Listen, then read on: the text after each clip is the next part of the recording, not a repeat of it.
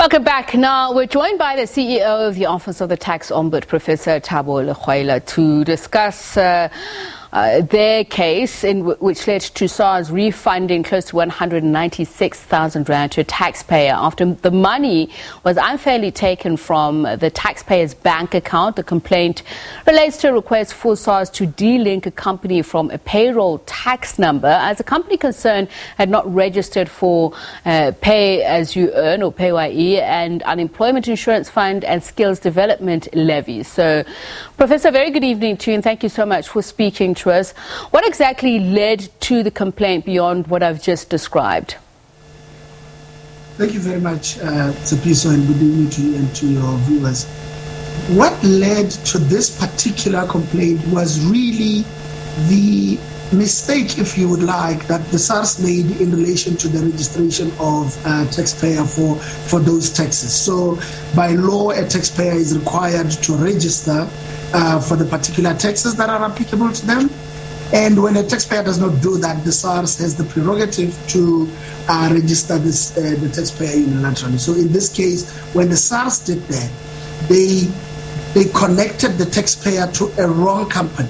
So the earnings of the other company or the tax liabilities of the other company seemed to be the liabilities of this particular taxpayer who is a complainant in this case.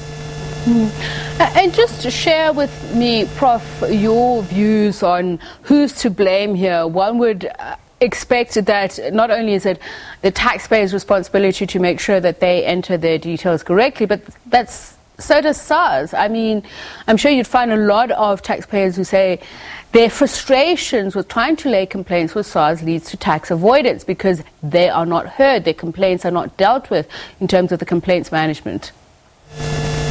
Good point there. The point here is that the taxpayer is required to register, but only if certain requirements are met.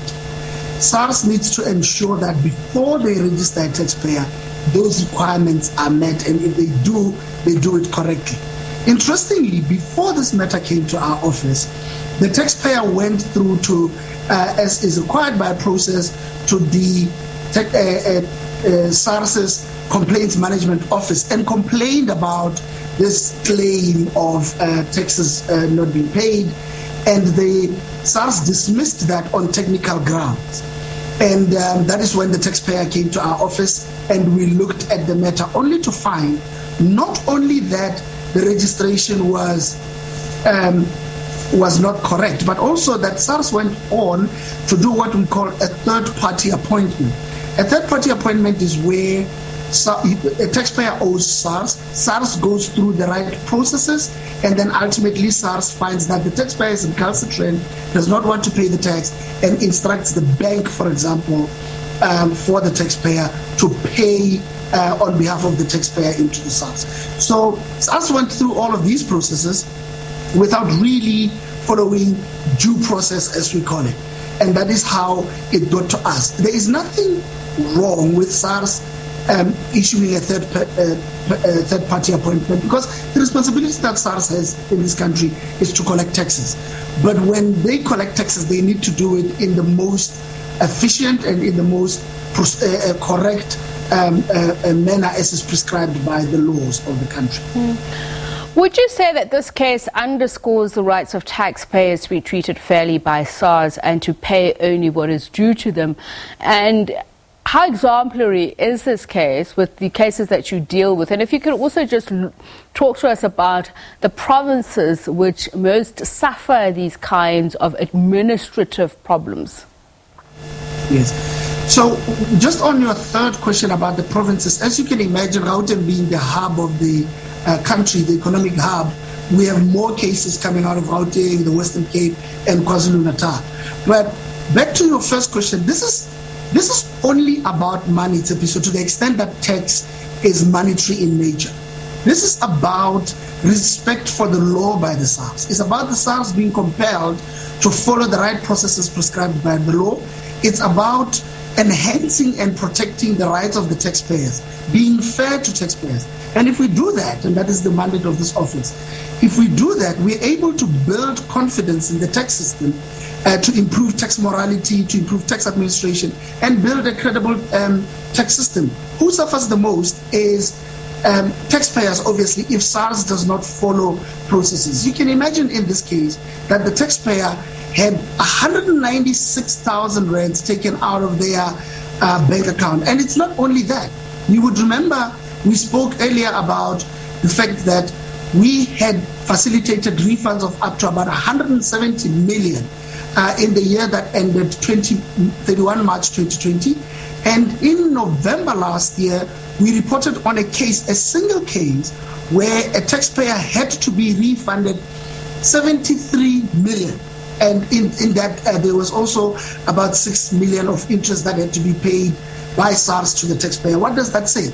It basically says that in SARS failing to comply with the laws, it actually deprives taxpayers, that is you and I, of the ability for our monies to be utilized properly. Because if you're going to be paying a taxpayer interest after having kept so much money out of the economy, the damage is beyond monetary. It's beyond the money that needs to be paid to the SARS. Well, just before we run out of time, the tax ombud himself had said there was skepticism about whether or not your office could deal with this, and it's because of the powers given to the ombud, or limited powers, that many taxpayers are hesitant to lay complaints, because first there's SARS that would insist that their own internal complaints mechanism are exhausted before they come to you. Do you think your mandate allows you to just skip some of these steps that, may be very prolonged and unnecessarily so? Yes, absolutely. There are instances where, in terms of the law, where there are compelling circumstances, we are able to attend to a taxpayer's complaint without them going through the SARS's complaints management system. So they can bypass that if there are compelling circumstances, which one of them is if a taxpayer is going to suffer tremendous financial loss as a result of following due process, or that you put their business at risk. So there are circumstances under which we are able, or we allow taxpayers to approach our office directly, sidestepping the SARS process. All right. Very quickly, how do people reach out to you?